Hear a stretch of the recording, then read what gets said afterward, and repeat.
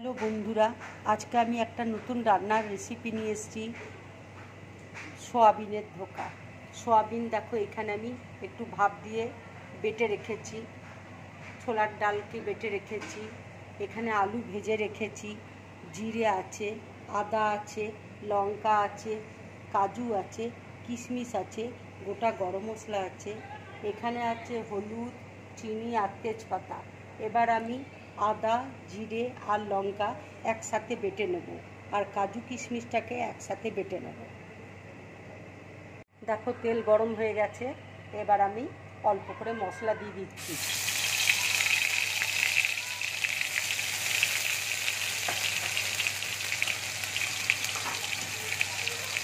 একটু হলুদ দিয়ে দিচ্ছি,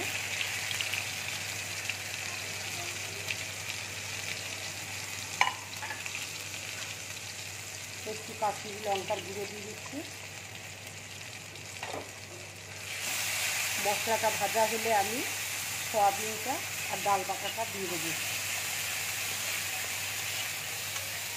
আমার ভাজা হয়ে গেছে, এবার আমি সয়াবিনটা দিয়ে দিচ্ছি।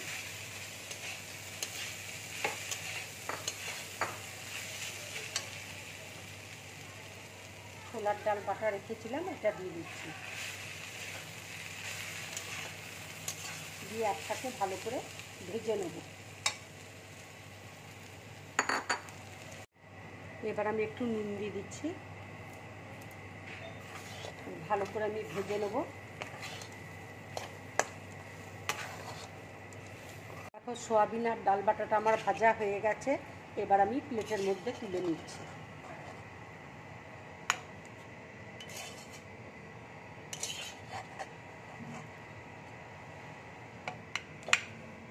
এবার আমি থালার মধ্যে একটু তেল বুলিয়ে নিচ্ছি।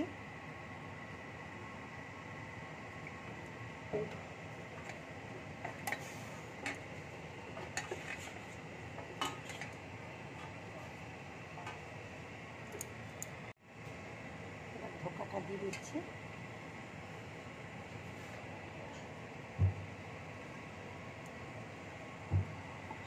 আমি এবার পিস পিস করে কেটে দিচ্ছি।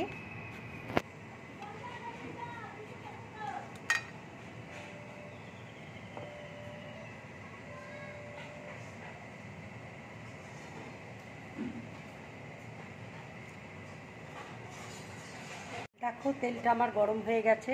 এখানে কর্নফ্লাওয়ার আর ময়দার আমি একটা ব্যাটার তৈরি করে রেখেছি।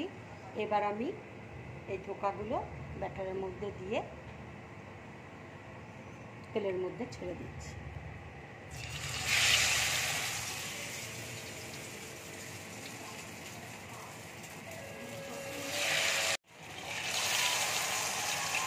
দেখো, আমার ভাজাটা হয়ে গেছে। এবার আমি একটা প্লেটের মধ্যে তুলে নিচ্ছি।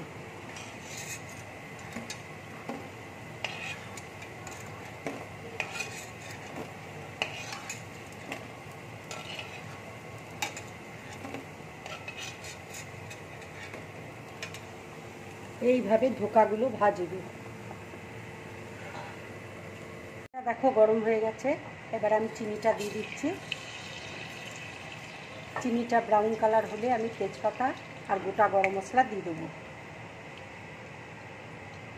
দেখো, চিনিটা ব্রাউন কালার হয়ে গেছে। এবার আমি তেজপাতা দিয়ে দিচ্ছি, গোটা গরম মশলা দিয়ে দিচ্ছি।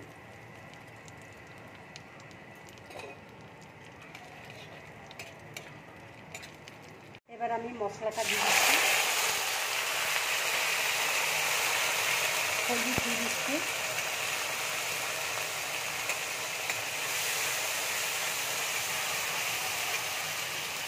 কাশ্মীরি লঙ্কার গুঁড়ো দিয়ে দিচ্ছি,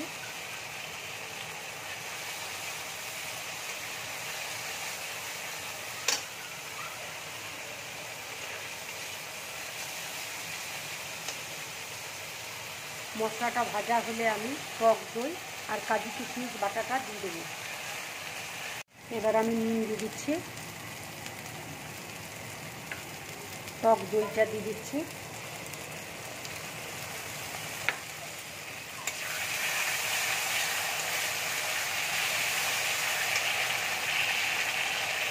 এবার কাজু কিশমিশ বাটাটা দিয়ে দিচ্ছি,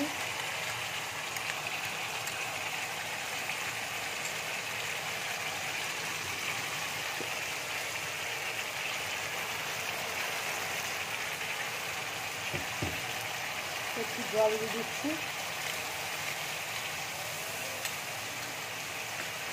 ভালো করে মশলাটা কষিয়ে আমি আলুটা দিয়ে দেবো।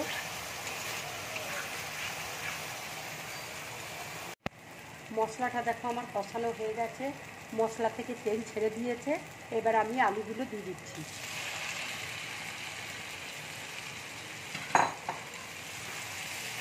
একটু নেড়ে চেড়ে আমি জল দিয়ে দেবো। দেখো কষানো আমার হয়ে গেছে। এবার আমি বাটিতে গরম জল ছিল, জলটা আমি দিয়ে দিচ্ছি।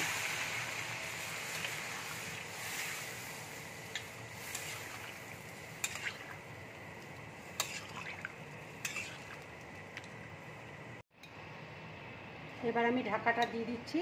ঝোলটা ফুটে উঠলে সয়াবিনের ধোকাগুলো আমি দিয়ে দেবো।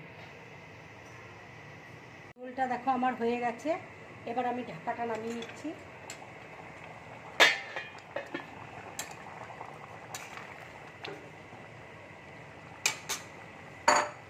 এবার আমি ধোকাগুলো দিয়ে দিচ্ছি।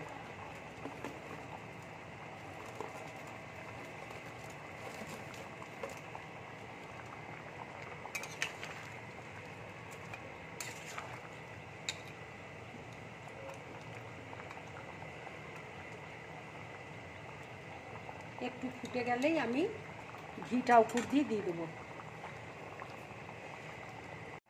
এবার আমি উপর দিয়ে ঘি দিয়ে দিচ্ছি।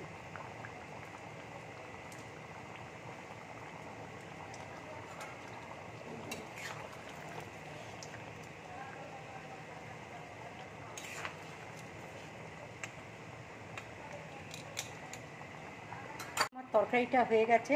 এবার আমি গ্যাসটা অফ করে দিচ্ছি। এবার বাটির মধ্যে ঢেলে নিচ্ছি।